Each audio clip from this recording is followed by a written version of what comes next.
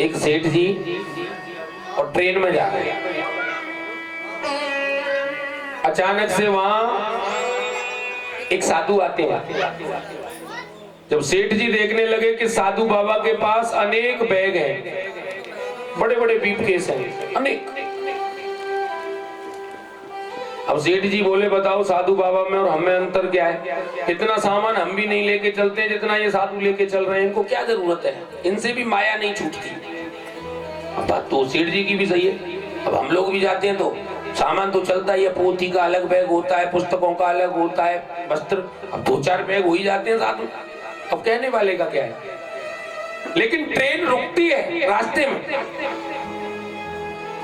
और बाबा नीचे उतर जाते हैं। सेठ जी से कहते हैं जरा आ जाओ, थोड़ी बतियाएंगे, अभी तो थोड़ा प्लेटफॉर्म पर बैठते हैं, देर लगेगी ट्रेन में। दोनों बात करने लगे, ट्रेन चलने लगी, हॉर्न देने लगी। सेठ जी बोले चलो ट्रेन जा रही है। बाबा बोले अरे बैठो सत्संग करेंगे। कि नहीं मेरा सामान है। बाबा बोले तुमसे ज्यादा तो मेरा है, जाने दो। सेठ जी बोले नहीं मेरा तो बहुत कीमती सामान है। बाबा बोले तुमसे भी ज्यादा मेरा कीमती है, मेरे सोने चांदी के मुकुट हैं ठाकुर जी के, बड़े बड़े आभूषण है मेरे लड्डू गोपाल के, तुमसे ज्यादा तो मेरा सामान है। सेठ जी बोले बाबा मुझे अपने बच्चों को जवाब देना पड़ेगा घर जाकर के।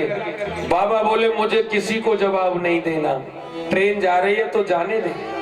बाबा ने झट से पकड़ रखा है सेठ जी को और सेठ जी भाग रहे हैं हाथ छुड़ा के कि ट्रेन निकल जाएगी, और झट से बाबा से हाथ छुड़ा के ट्रेन में चढ़ गए। पीछे से बाबा भी चढ़ गए। अब बाबा कहने लगे बताओ ये छूटती है माया?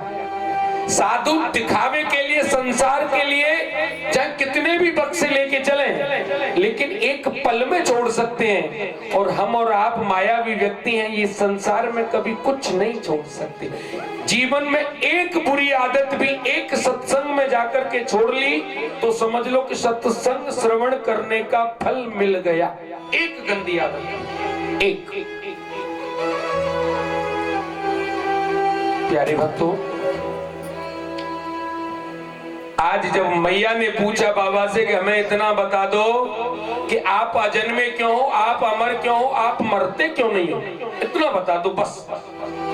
बाबा ने कहा हमने अमर कथा सुन रखी है, तो उस अमर कथा को हमको भी पिला दो कि तुम नहीं सुन पाओगी। कि नहीं अब के आप हमको सुनाओगे सदैव। आप हमको आदि कथा सुना पाते हो, हम सो जाते हैं, लेकिन अब के हम मन से कथा सुनेंगे, सुनाओ।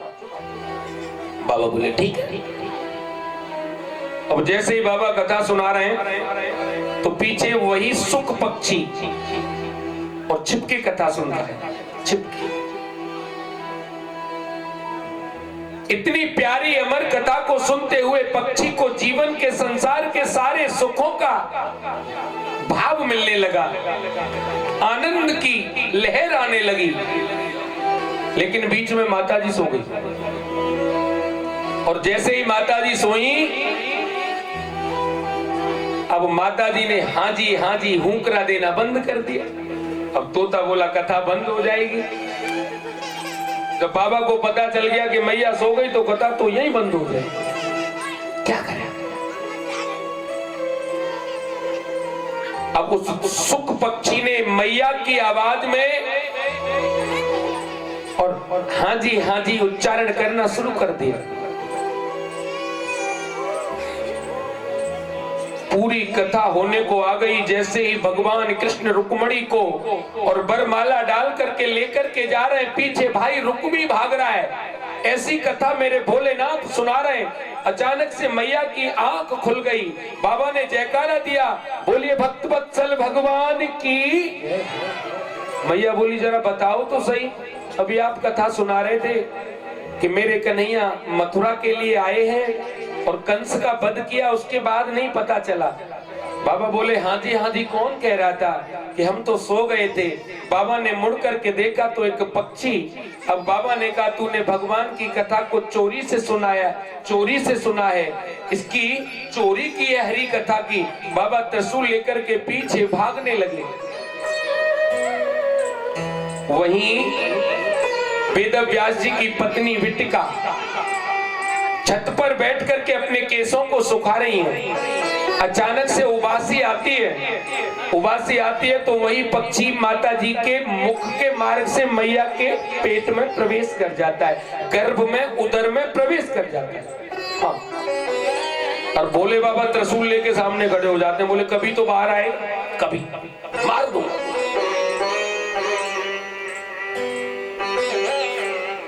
नारद जी कहते हैं प्रभु जिसने आपकी अमर कथा को सुन रखा है आप उसको कैसे मार सकते हो?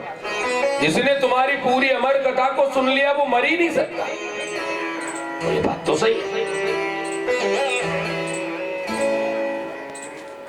भोलेनाथ भी वहां से वापस आ जाते हैं। 1 महीना 2 महीना वर्षों निकलने लगी, लेकिन वो बालक मां के गर्भ से बाहर नहीं आता था। शास्त्र कहता है, गीता कहती है, गर्भवास समम दुखम न भूतो न भविष्यति। गर्भ के बराबर दुख न भूतकाल में मिलता न भविष्य काल में। गर्भ में सबसे बड़ा नरक है गर्भ। जब बालक गर्भ में आता है तो उस मल मूत्र के कुंड में इतना दुखित होता है, हर पल भगवान से यही कहता है कि मुझे इस नरक से कैसे भी बाहर निकाल। भगवान कहता है कि आज बाहर निकाल दूंगा, फिर तू इसी में आएगा। एक ऐसा जुगाड़ नहीं करता कि तुझे इस नरक में कभी आने की जरूरत ही ना पड़े, ऐसा। लेकिन व्यक्ति ऐसा करता ही नहीं। आज 12 वर्ष हो जाती हैं, 12 वर्ष तक मां के गर्भ से वो पक्षी, सुख पक्षी नहीं आया। पिताजी कहते हैं बेटा बाहर आजा, तेरी मैया को बड़ा कष्ट होता है लला। बालक कहता है बाहर तो आ जाऊंगा, पर पिताजी माया पकड़ लेंगे। अब माया कैसी होती है? बड़ी विचित्र होती है। सुबह खाओ, दोपहर को खा लो, लेकिन शाम को फिर आ गई। यही तो माया है कि साधु मौत से भूख बड़ी, के साधु मौत से भूख बड़ी, साधु मौत से भूख बड़ी, के साधु मौत से भूख बड़ी। आप कहो कैसे बड़ी है?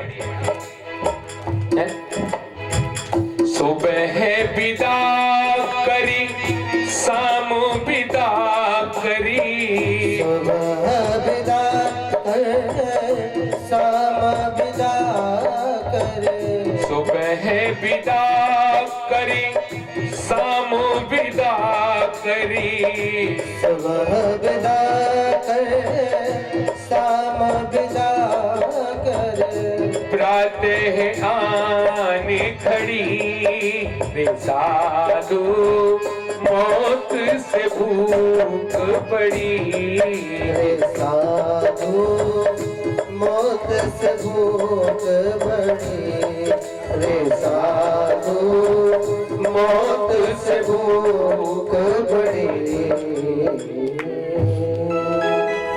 प्यारे भक्तों ये माया है, बड़ी विचित्र है। बालक कहता है कि मैं बाहर नहीं आऊंगा, माया पकड़ लेगी। पिताजी वरदान देते हैं कि आपको माया कभी पकड़ेगी नहीं, बाहर आ जाओ, कभी नहीं पकड़ेगी। ये हमारा वरदान है कि आपको कभी माया पकड़ेगी ही नहीं। ये हमारा वरदान है आपके लिए। प्यारे भक्तों कितनी प्रिय बात। आज नन्हा सा बालक मां के गर्भ से निकल के और सीधा जंगल की तरफ चलता हुआ जाता है, और जैसे ही जंगल की तरफ जाता है पिताजी को माया पकड़ लेती है। किसको? वेद व्यास जी को। भागवत जी में बड़ा सुंदर लेख आता है, यम प्रव्रजन्तुम अनुपेतम अपेत कृत्यम द्वैपायनो विरह कातुर आजुहा।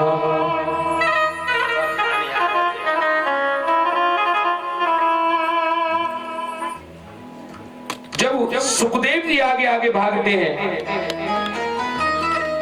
तो वेद व्यास जी पीछे पीछे चल रहे हैं। सुखदेव जी आगे आगे, वेद व्यास जी पीछे पीछे। बेटा ठहर जा, रुक जा, ठहर जा। जिस वेद व्यास ने अपने पुत्र को वरदान दिया है कि तुझे माया कभी नहीं पकड़ेगी। वही वेद व्यास माया के पीछे भाग गया। बेटा रुक जा, ठहर जा। नन्हा सा बालक, लेकिन भगवान की ऐसी कृपा कि माँ के गर्भ से आते ही जंगल की तरफ भागता जा रहा है, दौड़ता जा रहा है। अपने शरीर से जो भी माँ के गर्भ की गंदगी है उसको अपने हाथों से मलता हुआ और वृक्षों पर फेंकता हुआ वही अमरवेल बन जाती है। और जंगल की तरफ स्त्रियां मिलती हैं, कन्याएं मिलती हैं जो नग्न स्नान करती हैं। सुखदेव जी को देख करके स्नान करती रहती हैं, वेद व्यास जी को देख करके और वस्त्र पहन लेती हैं। वेद व्यास कहते हैं, अरे बेटियों, क्या तुमको अपने जवान भाई की शर्म नहीं आई? 12 वर्ष का तुम्हारा भाई तुम्हारे सामने से निकल के गया, उसके सामने नग्न स्नान, और अपने बाप के सामने जिसने बचपन में तुमको निलाया धुलाया खिलाया रुलाया, उसके सामने वस्त्र पहन रही हो, ये काहे की शर्म? बेटियों ने जवाब दिया, गुरुदेव, आप जिसकी पीछे भाग रहे हो वो कोई साधारण बालक नहीं है। उसको स्त्री और पुरुष का भेद ही मालूम नहीं, स्त्री और पुरुष में अंतर क्या है। ऐसे वीतरागी स्वामी हैं सुखदेव, बिल्कुल नग्न वीतरागी घूमते हैं, बिल्कुल नग्न। बच्चे पत्थर मारते हैं, नंगा बाबा आ गया, नंगा बाबा। लेकिन उन पत्थरों को भी पकड़ के कहते हैं, देखते हैं, मन में विचार करते हैं, अपने शरीर को भी खो रखा है कि ये भी मेरा नहीं है, सब कुछ है वो परमात्मा का है। और जंगल में हमेशा के लिए, सदैव के लिए भजन करने के लिए चली जाती है। प्यारे भक्तों, वेद व्यास जी ने 17 पुराणों को, 4 वेदों को, 6 शास्त्रों को लिखा, लेकिन मन में शांति नहीं मिली। नारद जी आकर के कहते हैं कि भागवत कथा को लिखो, कृष्ण कथा को लिखो, मन में शांति मिलेगी। वेद व्यास जी ने 18,000 श्लोकों को लिख के भागवत ग्रंथ को बनाया, लेकिन इसके पाठन के लिए कोई उच्च कोटि का वक्ता नहीं मिलता। भगवान की कृपा से उनके शिष्य जाकर के और उन्हीं के पुत्र के पास जाते हैं और इन्हीं भागवतों के प्रिय मंत्रों का उच्चारण करते हैं। बालक बड़ा प्रसन्न होता है, ऐसे श्लोक कहां मिलते हैं? बोले हमारे गुरुजी के पास 18,000 हैं।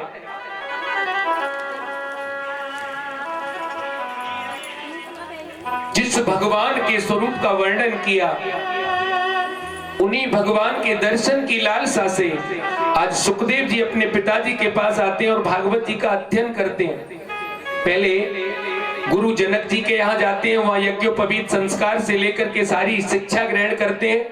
उसके बाद में अपने पिताजी से और भागवत का ज्ञान प्राप्त करते हैं। हाँ प्यारे भक्तों,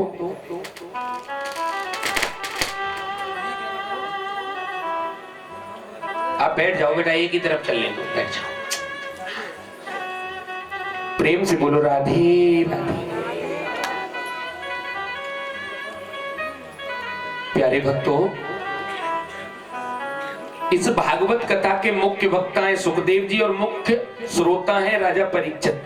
ये परीक्षित कहां से आए? महाभारत का युद्ध हुआ तो स्त्री के पीछे, स्त्री कौन बोलो? द्रौपदी।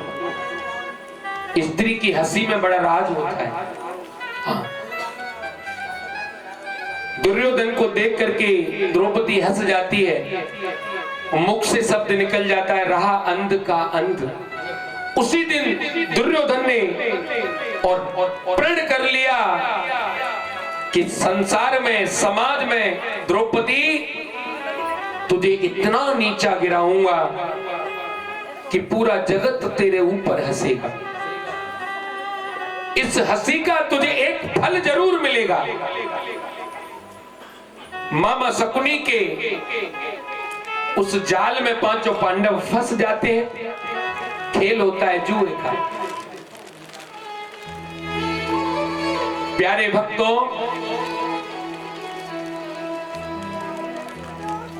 द्रौपदी को भी पांडव जब हार जाते हैं, सारी माया को, सारे धन दौलत को हारने के बाद में अब द्रौपदी को दुशासन खींच करके लाता है और साड़ी को खींचने के लिए दुर्योधन आदेश देता है।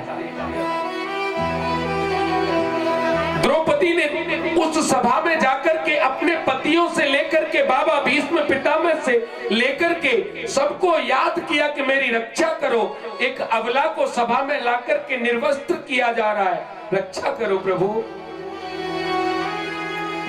लेकिन कोई नहीं, कोई नहीं। जब कोई नहीं होता है तो कौन होता है बोलो? भगवान के पास व्यक्ति कब जाता है? अंत में, जब 16 फूट जामे, जब भगवान के पास जावे।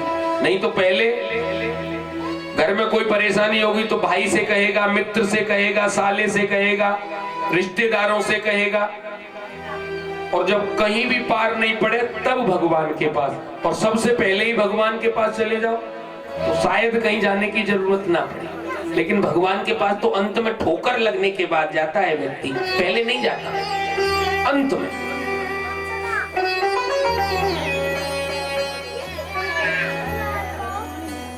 आज जब दुशासन साड़ी को खींचने लगा तो द्रौपदी ने केवल मेरे ठाकुर को याद किया, अंत में अब कोई नहीं। और जैसे ही साड़ी से पीला पटका आने लगा, पीतांबर, तो आज दुशासन को लगा कि अब भगवान कृष्ण का पीतांबर आने लगा है तो थोड़ी देर बाद सुदर्शन भी आएगा, अब भागने में फायदा है। जिसका कोई नहीं उसका जगतपति मेरा कृष्ण है। पांडव निकल जाते हैं महल से। द्रौपदी की सभा में भगवान ने, कृष्ण ने आकर के इज्जत को बचाया। पांचों पांडवों की पूरी संपत्ति को कौरवों ने हड़प लिया और उनको वनवास दे दिया। भगवान कृष्ण दूत बन करके आते हैं। क्या दूत? एक बात तो, दुर्योधन के राज्य में एक मंत्री है, मंत्री का नाम है विदुर। क्या नाम है? विदुर बड़ी नीति के मर्मज्ञ है, बड़ी योग्य मंत्री है विदुर। जिस राज्य का मंत्री अच्छा होगा, योग्य होगा, उस राज्य का कभी विनाश नहीं हो सकता। हाँ, कभी भी।